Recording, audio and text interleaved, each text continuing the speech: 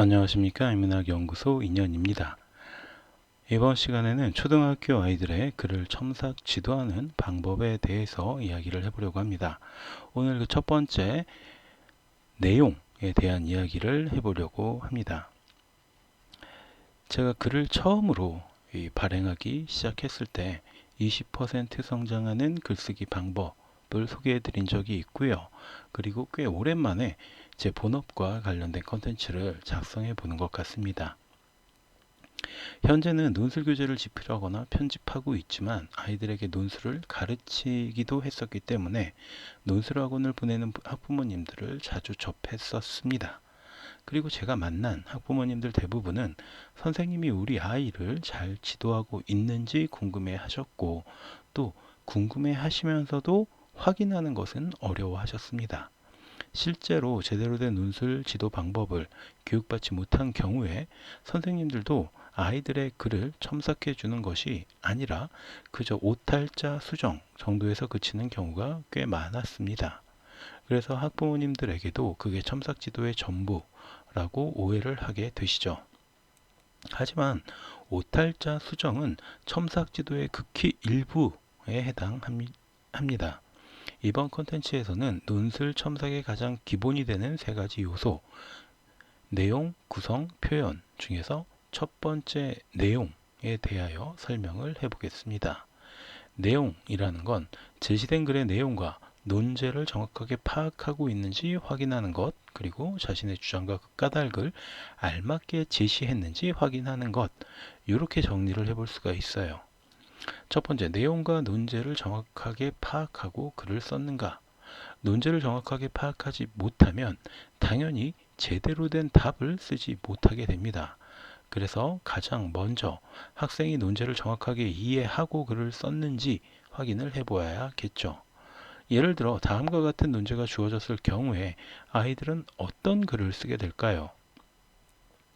축구선수에게 필요한 가장 중요한 자질은 다음 중 무엇인지 한 가지 고르고 그것이 왜 가장 중요한지 주장하는 글을 써보세요. 첫 번째, 상대 선수들을 따돌리고 달려나갈 수 있는 스피드. 두 번째, 여러 명의 상대 선수들을 돌파해 나갈 수 있는 드리블 실력. 세 번째, 우리 편이 어디에 있는지 캐치할 수 있는 넓은 시야. 네 번째, 우리 편에게 기운을 북돋아 줄 수 있는 리더십과 소통 능력. 자, 이런 논제를 접했을 때 논술을 처음 경험하는 친구들은 네 가지 중에서 한 가지만 골라서 그게 왜 중요한지 주장하고 설명하게 됩니다. 하지만 이런 글쓰기는 분량도 채우지 못하게 될 뿐만 아니라 내 주장으로 상대방을 설득시킨다라는 논술의 기본 목적과도 어울리지 않죠. 나머지 세 가지 자질에 비해서 내가 선택한 한 가지 자질이 왜 더 중요한가 를 설명하지 못하기 때문에 타인을 설득하기도 어렵습니다. 그러나 논술을 어느 정도 이해하고 있는 친구들은 네 가지 모두를 설명하면서 장점과 단점을 밝히고 그중 한 가지를 강화하는 형태의 글을 쓰게 됩니다.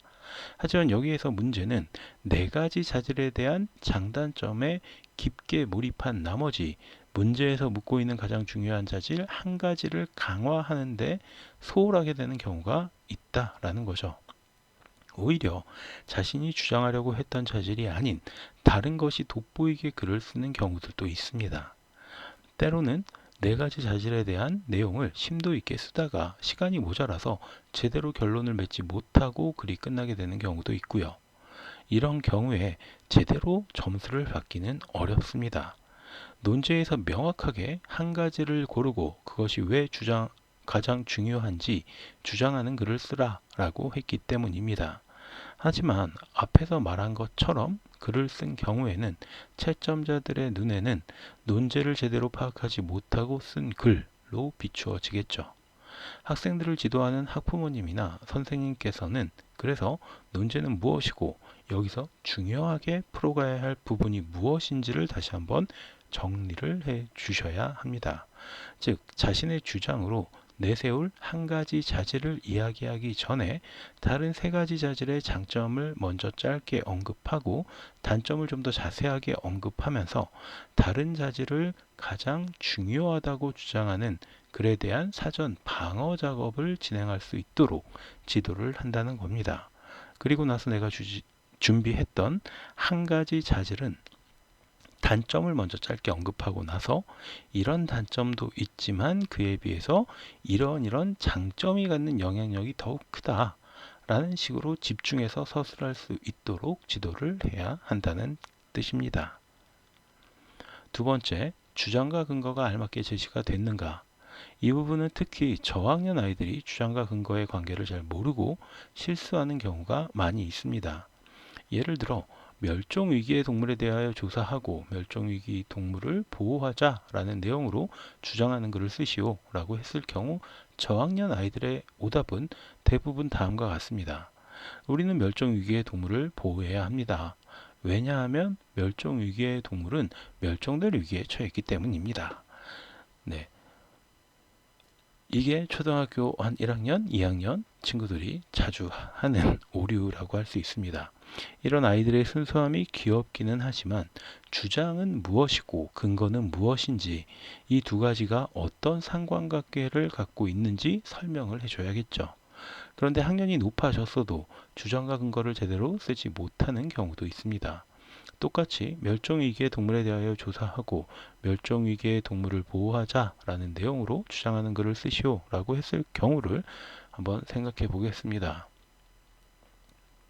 그러면 고학년 정도가 되면 우선 멸종위기의 동물은 무엇인지 정의를 내리고 현재 멸종위기에 처한 동물들이 어떤 것들이 있는지 나열을 합니다. 그리고 여러 동물들을 예로 들어서 글을 전개하게 되는데 실제로 어떤 친구는 이때에 개나 고양이는 우리 인간들과 친숙한 존재이며 반려견, 반려묘 등의 이름으로 불릴 정도로 가까운 동물입니다.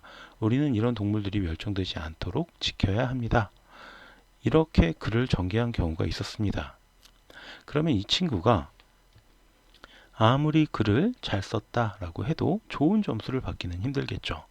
주장하는 글에 따른 근거로 예를 든 게 개나 고양이였어요.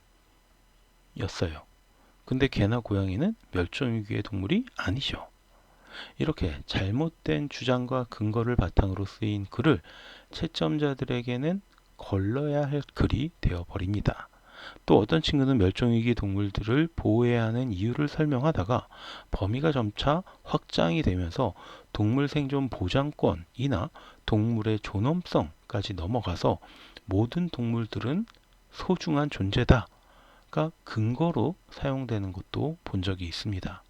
이 경우에도 멸종위기의 동물을 보호하자라는 주장에 알맞은 근거라고 할 수는 없겠죠. 주어진 한도 내에서 이야기를 풀어가야지 모든 동물이 소중하다라고 이야기한다면 추상적이고 원론적인 이야기밖에는 되지 않을 것입니다. 따라서 학생들에게 주어진 내용이라는 제한된 한도 내에서 논리적인 글쓰기를 연습해야 합니다. 지금까지 설명해 드린 것을 토대로 학생의 글을 첨삭한다면 최소한 논제를 정확하게 파악하고 주장과 근거에 맞는 글을 쓸 수 있도록 지도할 수가 있을 것입니다.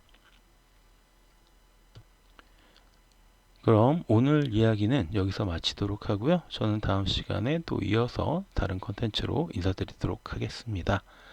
오늘 제가 들려드린 이야기가 여러분의 흥미와 호기심을 조금이라도 만족시켜 드렸다면 구독과 좋아요도 부탁드리겠습니다. 감사합니다.